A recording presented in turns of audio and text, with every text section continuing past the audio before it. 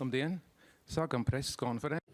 We can start our press conference, and today's press conference is devoted to the meeting of ministers in charge of vocational education and training, the European Social Departments and the European Commission. And we have four introductory speeches, which will be given by the Mārīte Seile, Minister of Education and Science, as well as Marianne, Thyssen, who is the Commissioner for Social Affairs and Inclusion, as well as Luca Visentini and Business Europe, head of the Business Europe Education and Training Working Group, Javier, Calderón, Beltrán. Then we will be able to ask questions in Latvian or English. And now, please, the Minister.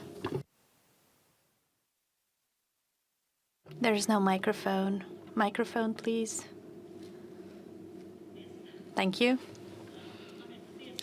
I'm very glad about the fruitful morning session of this meeting today, during which the ministers have debated and endorsed the Riga conclusions. The Riga conclusions are one of the most important results reached by the Latvian presidency in the area of vocational education and training. The Riga conclusions set out the member states' commitment to invest in the following deliverables for the next 5 years. First of all, work-based learning and training, promotion of entrepreneurship and innovations in vocational education and training. Secondly, in order to make vocational education and training competitive, it is important to develop quality assurance mechanisms. Thirdly, enhancement of access to vocational education and training and qualifications for all through more flexible and permeable systems. Fourthly, further strengthening of key competences, taking into consideration the changes in labor market. Among those, I would like to mention language skills, mathematics, digital skills, and also entrepreneurial skills. Last but not least, by 2020, the ministers have voiced their readiness to invest in continuous professional development of vet teachers and trainers and mentors. This is an important precondition for ensuring quality and efficiency of vocational education and training. In the afternoon session, we will discuss the interaction between education and business environment. Currently, more than 6 million young people in the European Union are unemployed, yet entrepreneurs report difficulty in finding staff with the right skills. By gathering policymakers, entrepreneurs, employers, and employees' representatives today, we will evaluate this afternoon the results achieved by the European Alliance for Apprenticeship, which was founded 2 years ago. We'll also share our experience and lay the basis for future and stronger cooperation in future. I'm proud to announce that the first example of such enhanced cooperation will be visible today, because the ministers of education of the 3 Baltic states are going to sign a memorandum of understanding about the Baltic Alliance of Apprenticeship in order to raise the prestige of VET systems in Latvia, Lithuania, and Estonia, and to raise the competitiveness of our students by involving them into work-based training.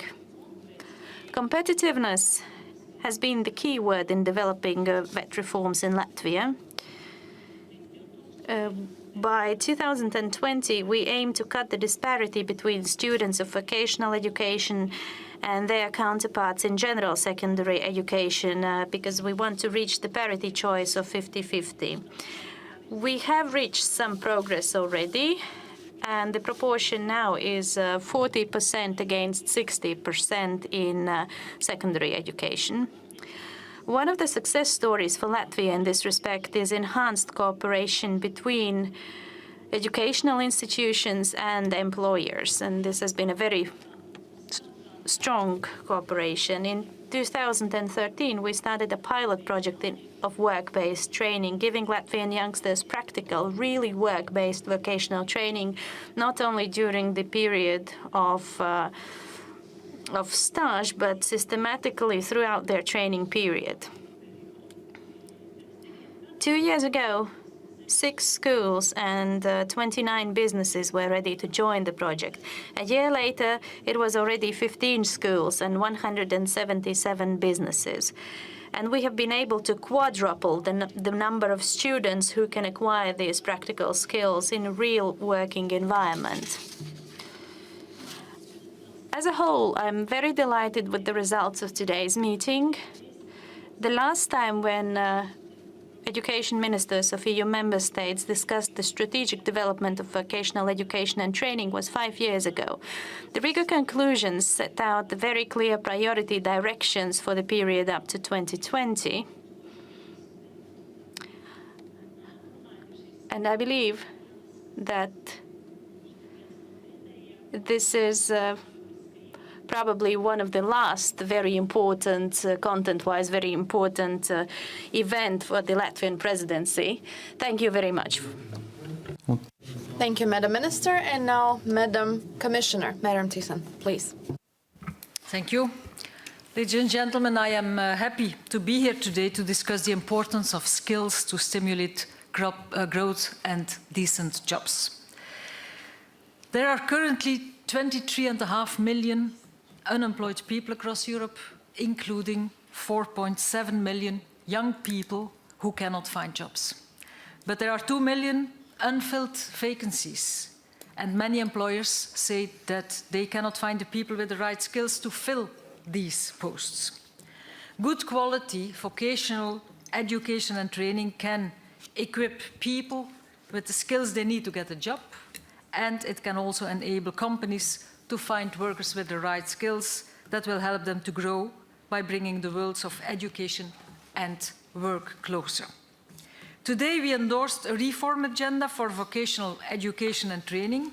In the next 5 years, we will focus on increasing work-based learning, improving quality assurance, widening access to training and qualifications, stressing key competences such as literacy, numeracy and digital skills, and further training of vocational and educational training professionals.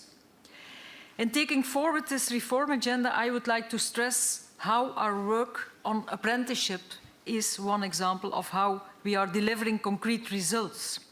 Apprenticeships, and you just learned it, they are really one type of work-based learning that really pays off. All the evidence shows that they are a springboard to good jobs and enhanced career paths. This afternoon, 38 new companies and organizations will add their names and their strengths to the European Alliance for Apprenticeships, making available 140,000 apprenticeship and work-based learning opportunities for young people. They join the ranks of 46 other organizations that have already signed up. The Alliance, ladies and gentlemen, is a unique platform to move forwards a stronger supply of quality apprenticeships in Europe. It is also an excellent way for companies to invest in both their own productivity and young people's future. European sectoral social partners are also responding to this call with pledges from the chemicals, construction, commerce and education sectors. New pledges also come from national teacher trade unions and from the energy sector. In total, 26 member states have now made national commitments that announce concrete steps to strengthen the quality, supply and the image of apprenticeships. Today, Italy and the Czech Republic join this alliance, and others, including the Baltic states, the minister just mentioned it, are strengthening their commitments. Today, we also welcome non-EU countries, Turkey, Montenegro, Albania, Norway and Switzerland. And to make sure that young people can easily find out and apply for the opportunities being made available, this afternoon I will launch a new website linked to the EURES job vacancy portal, which will publish apprenticeship and training opportunities across Europe. But of course, it does not stop here. over the coming weeks and months, I look forward to many more organizations joining the European Alliance for Apprenticeships and opening up more good quality opportunities for young people to get their foot on the job ladder. I also look forward to deepening our work on modernization of vocational education and training as part of a broader skills agenda. Early next year, 2016, I will present my proposals for a skills agenda to boost employability and competitiveness in Europe. And I call for all actors, and especially the business sector, to get involved in order to help develop and deliver the skills for the future. And finally, I wish to express my gratitude to the Latvian presidency, and especially to the Education and Science Minister, Mārīte Seile, for your outstanding preparation and organization of this ministerial event. I wish to congratulate her for bringing the Riga conclusions to a successful end, and this is important because this will really be the guidance for the next 5 years. Thank you very much. Paldies, komisārai Thyssen. Thank you, Commissioner Thyssen. And now, please, Luca Visentini.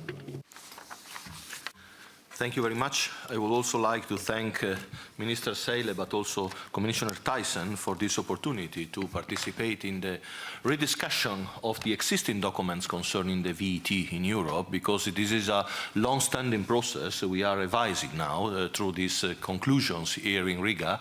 As you probably know, as some of you probably already know, we had the two main documents that were at the basis of all the works we deliver at a tripartite level as the European and national institutions and the social partners in the last years. One was the Copenhagen process, and then we had the Bruges communique, and now we have the Riga conclusions. That is the third step in implementation of this action concerning how to strengthen the VET environment to try to tackle unemployment and to try to boost the skills and competences of young and elder people in the labor market.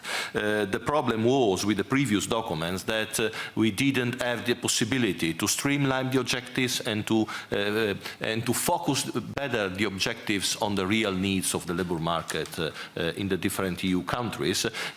Unfortunately, after the crisis, this problem increased its importance, and so now this step is a very fundamental one, because the fact that we have concentrated our discussion and we will concentrate our action only on 5 very concrete deliverables in the short and medium term, we think it's a very important achievement. We can really exploit the whole potential of VET to try not directly to tackle unemployment, but to accompanying all the active initiatives and measures that can be put in place at the European, national and sectoral level to try to tackle youth and general unemployment, and try to providing more and better job opportunities, but also better learning paths for all workers and citizens of the European Union. There are a lot of topics we have discussed this morning on how to put in place concrete actions all together to try to achieve these objectives: investment in education and training, apprenticeship, as was said by the Commissioner in particular and by the Minister, but also lifelong learning, continuous VET for workers already in the labour market, for unemployed people that should have the opportunity to re-enter into the labour market, how to tackle skills mismatches in the labour market, and how to try to recognize which will be the skills needs in the medium and long-term dimension in the European labour market. In this sense, recognition of skills and competences will be also at stake, and we will have to concentrate on it to enable people to be mobile across the borders with some concrete and better perspective to find an opportunity in the different labor markets of the European Union, and partnership, the involvement of all stakeholders that are active in this field at the European and national level, social partners, but also other stakeholders, is really a key issue that we have to tackle if you want really to achieve concrete results all together. In this sense, we as the social partners, and I'm sure that also my colleague from the business side will say the same, we as the social partners are really engaged, we really want to take over the responsibility to be part of the process and to contribute to the achievement of the concrete results. And I would like to underline that not only the European dimension in this sense is fundamental, but also the national one. It's really important that social partners are concretely involved at the national level, and they can take part in this process to try to participate to improve these policies that we have set together today and that are really relevant for us for the future. Thank you. Liels paldies. Thank you very much. And now I would like to give the floor to Mr. Beltrán from Business Europe. I want to thank Madame Seile for the good job that you have done during the last 6 months on the Latvian presidency. I want to thank you as well, Madame Thyssen, for the role that they give us as social partners in order to contribute with our apportations on the conclusions. It's a really pleasure to be in Riga, besides the meeting that we have, or the meetings that we have today and yesterday. We have some time to visit the city. Congratulations for the city, it's a beautiful city. We think as Business Europe that dual VET, the main focus of the dual VET is to reach the labor market needs in order to avoid the mismatch that we find out in our member states between VET schools and what companies they really need. No? In one hand, we think that companies can meet their skills on VET. It fosters employability, which is one of the main issues right now, especially in some of the member states, especially for the young people. I totally agree with Madame Seile when she talks about the fosters entrepreneurship, the need to foster entrepreneurship. And I think that the adoption of the Riga conclusions is important for the main actors, the social partners, the government, and the European Commission. Part of this will be our discussion this evening in order to boost the European Alliance for Apprenticeships. We think as Business Europe, as employers' confederations, that we have as well a very huge responsibility in order to bring dual VET systems within our countries. So in collaborations with the unions, we look forward to work on the local and national levels in order for dual VET to be a reality, in order to foster employability, and as I said before, to foster especially the employability of the young people. Thank you very much.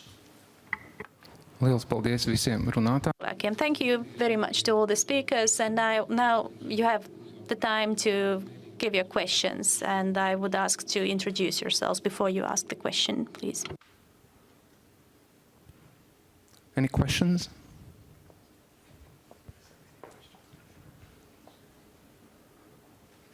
Ja jautājumu nav, tad tu. If we have no questions, then we can finish our press conference. Thank you for participation.